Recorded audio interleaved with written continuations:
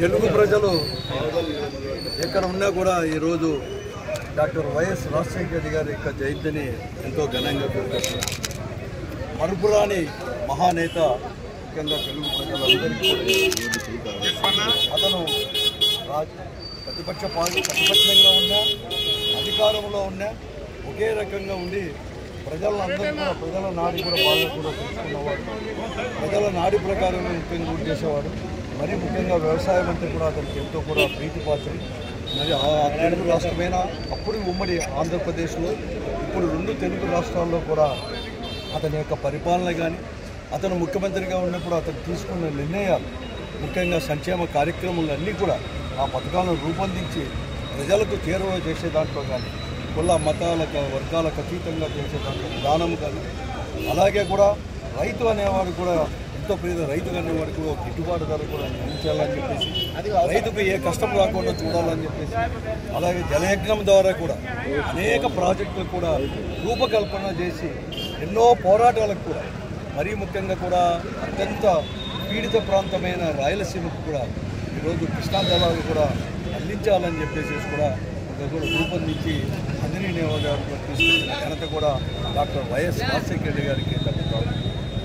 ఈరోజు ఎప్పుడు కానీ ముఖ్యంగా కూడా ఏ పార్టీ అధికారంలో ఉన్నాడు, ఇప్పుడు ప్రస్తుత ముఖ్యమంత్రి చంద్రబాబు నాయుడు గారు కూడా ఆ రోజు వ్యవసాయాన్ని కూడా విద్యుత్గానే ఇవ్వాలని చెప్పి అడిగితే ప్రతిపక్ష నాయకుడిగా డాక్టర్ వైఎస్ రాజశేఖర రెడ్డి అది సాధ్యం కాదని, అది కన్నా సాధ్యం చేస్తే ఉచితంగా కాదు, ఇక్కడ ఈరోజు కరెంటు తీగలపైన కూడా బట్టలు ఆరేసుకోవచ్చు అని చెప్పిన వారికి కూడా కాదు సాధ్యమవుతుందని చెప్పేసి ఆంధ్రప్రదేశ్గా కాదు ప్రపంచానికే చాటి చెప్పిన మహానాయకుడు డాక్టర్ వైఎస్ రాజశేఖర రెడ్డి.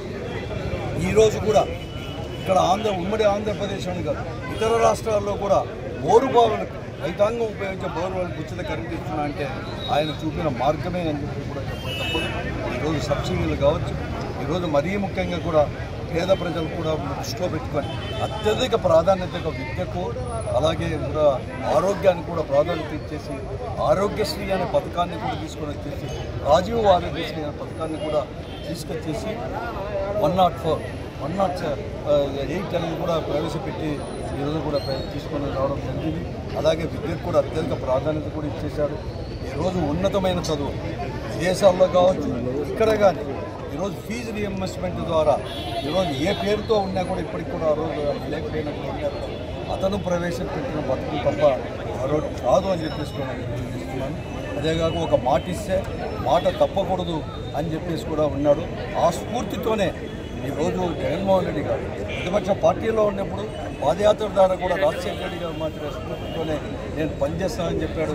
అధికారంలో ఉన్నప్పుడు కూడా అనేకమైన పథకాలు, అంతకంటే కూడా భిన్నంగా కూడా అతని యొక్క మార్గదర్శనంలో అనేకమైన కూడా పథకాలు కూడా రూపొందించి ఈరోజు విద్యా విధానంలో కావచ్చు, ఆరోగ్యంలో కావచ్చు, ఇవన్నీ చేసే దాంట్లో కూడా జగన్మోహన్ రెడ్డి గారు కూడా తీసుకొని జరిగింది. ఈరోజు దాని కూడా ముందుకు తీసుకోవడం జరిగింది. ఈరోజు అనేక ఎన్ని రకాలు ఉన్నా ఈరోజు ఒకటి రాజశేఖర రెడ్డి గారి యొక్క స్ఫూర్తితోనే ఆ రోజు వైఎస్ఆర్ కాంగ్రెస్ పార్టీ కూడా జగన్మోహన్ రెడ్డి గారి యొక్క నాయకత్వంలో కూడా ఇది కూడా మేము కూడా ప్రారంభించబడింది. ఆయన యొక్క స్ఫూర్తితోనే, ఆయన యొక్క చూపుల్లోనే, మరీ ముఖ్యంగా పేద ప్రజానికానికి ఆయన చూపిన ఆర్థిక యొక్క పరిస్థితుల దాంట్లో కూడా ముందుకు పోతూ ఉండి మనం కూడా ఈరోజు మేము అధికారంలో ఉన్నా ప్రతిపక్షంలో ఉన్నా కూడా ప్రజల బాటనే పడతాం, ప్రజలతోనే ఉంటాం, ప్రజల కోసమే కూడా నిలబడతాం.